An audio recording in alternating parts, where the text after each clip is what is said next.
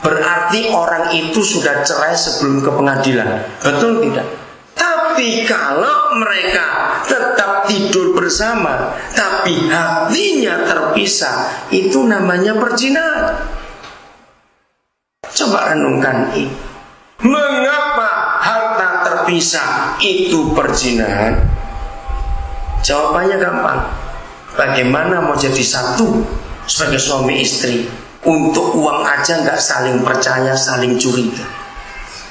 Suami istri yang harta terpisah alasannya sederhana, karena gak saling percaya. Yang suami curiga, kalau aku kasih semua habis nanti. Yang istri pun curiga, wah aku gak tahu suamiku ini apa kerjaannya. Kalau dikasih semua bagaimana nanti? Bayangkan, kalau nggak saling percaya, ngapain menikah? Nah, begitu pula masalah seks. Suami istri kita harus tahu, tidak akan pernah terjadi. Dengarkan ini, kita semua sudah dewasa. Tidak akan pernah terjadi suami istri selalu siap bersama, bareng-bareng. Tidak pernah terjadi. Di dalam masalah seks, suami istri selalu berbeda persiapan. Justru di sini seringkali setan bekerja dalam pernikahan. Karena selalu terjadi, kalau yang suami siap, ternyata istri tidak siap. Lain kali istri siap, suami tidak siap. Mengapa? Karena hubungan suami istri sangat dipengaruhi oleh perasaan. Kalau kita istilah umum, moodnya, kesiapannya, dan itu nggak pernah sama. Di sini sering kali suami istri ribut dan saling menyalahkan. Dan celakanya, banyak suami istri nggak pernah jujur, saling menyalahkannya diam-diam. Lalu paksa untuk pasangan yang ngerti. Awas, kalau sampai ada rumah tangga seperti itu, nggak mau jujur, nggak mau terbuka, lalu diam-diam, dan itu jadi dendam bertahun-tahun. Dengarkan firman ini. Begitu menikah, tubuh suami milik istri, tubuh istri milik suami. Maka artinya, kalau yang satu siap, yang satu belum siap, nah yang belum siap harus jujur. Dan begitu yang belum siap jujur, yang sudah siap harus menolong untuk persiapan itu. Dengan prinsip supaya iblis jangan punya keuntungan dalam pernikahan ini. Saudara, gereja harus membahas ini supaya pernikahan itu aman.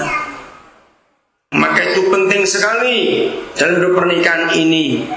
Rasa memiliki bukan cuma uang, tapi semuanya. Hidup pun rasa memiliki berdua, tubuh pun milik berdua, nggak bisa satu-satu. Maka itu saling percaya adalah fondasi yang paling penting dalam pernikahan itu. Bagian terakhir, kalian buka Efesus 5. Boleh letakkan bunga tanganmu supaya kalian bisa melihat bersama-sama. Efesus pasal yang ke-5. Dari konsep inilah nanti kalian akan mengucapkan janji nikah kalian.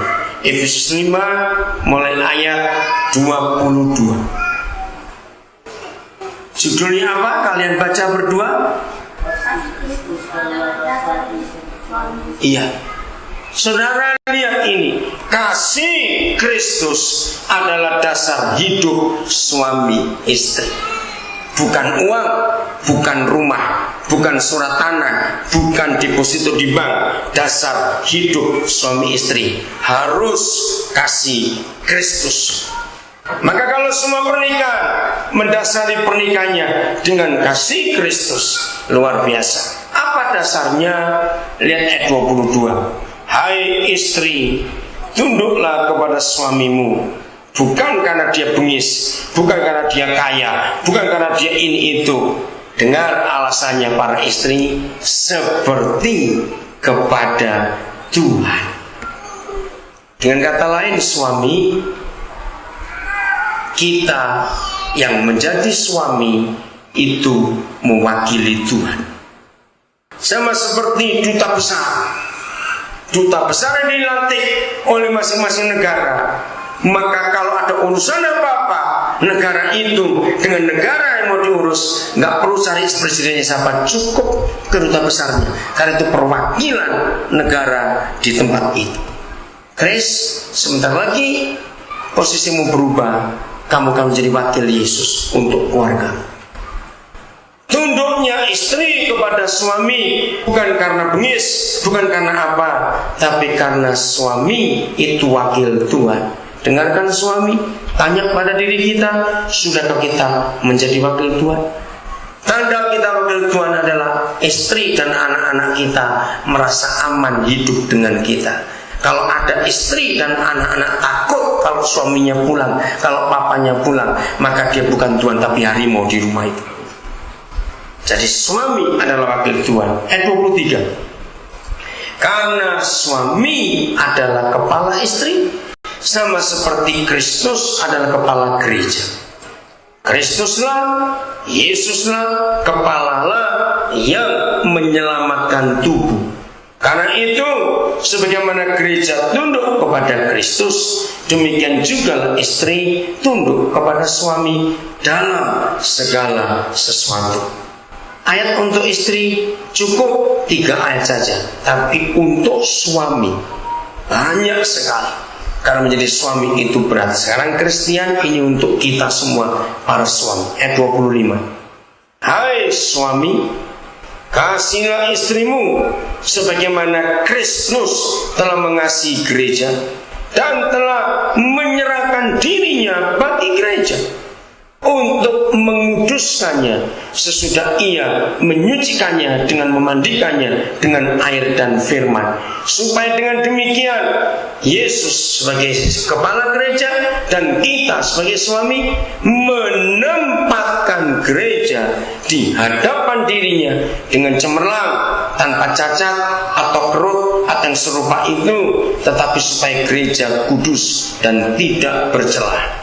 Demikian juga suami, maksud untuk suami harus mengasihi istrinya sama seperti tubuhnya sendiri. Siapa yang mengasihi istrinya berarti dia mengasihi dirinya sendiri. Sebab tidak pernah seorang membenci tubuhnya sendiri, tetapi mengasuhnya dan merawatinya sama seperti Kristus terhadap gereja. Apa kesimpulannya? Dengarkan, saudara, seluruh dunia percaya pada filosofi ini. Dengarkan, ini penting sekali. Seluruh dunia mengakui, dan ternyata filosofi itu diambil dari 6 ayat untuk suami ini. Begini ukurannya. Rumah tangga itu benar atau tidak, bahagia atau tidak, itu dilihat setelah pernikahan sekian lama. Istri itu kelihatan lebih seger, lebih cantik, lebih bergairah, atau kebalikannya. Jadi ukurannya pada istrinya. Kalau suami itu takut akan Tuhan, maka istri akan mencerminkan kemuliaan suaminya. Istrinya bisa kelihatan tambah cantik, kelihatan lebih segar, dan semuanya. Itu filosofi dunia. Dengarkan suami, begitu beratnya tugas kita. Maka itu suami yang suka menekan istri, pasti istrinya akan tertekan juga. Orang stres itu nggak bisa ditutup-tutupi. Jangan tersinggung. Orang stres mau di make up model apa saja kelihatan stresnya. Betul tidak? Tidak ada make up yang bisa merubah wajah orang stres. Maka itu rumah tangga, mari kita jujur. Suami-suami kita hormati. Izinkan tetangga, teman, keluarga yang kenal kita menilai rumah tangga kita. Dengan cara izinkan mereka berkomentar tentang istri kita, bagaimana keadaan. Dan itulah tugas kita Kristen. Merawat istri, mengasihi istri, bertanggung jawab atas istri. Maka itu nanti dalam janji nikah kalian, Gak boleh dihafalkan, keluar dari hati. Bahwa kalian dua akan jadi suami dan istri yang mentaati hukum-hukum Tuhan. Kalian dua akan saling setia, tidak akan mengkhianati.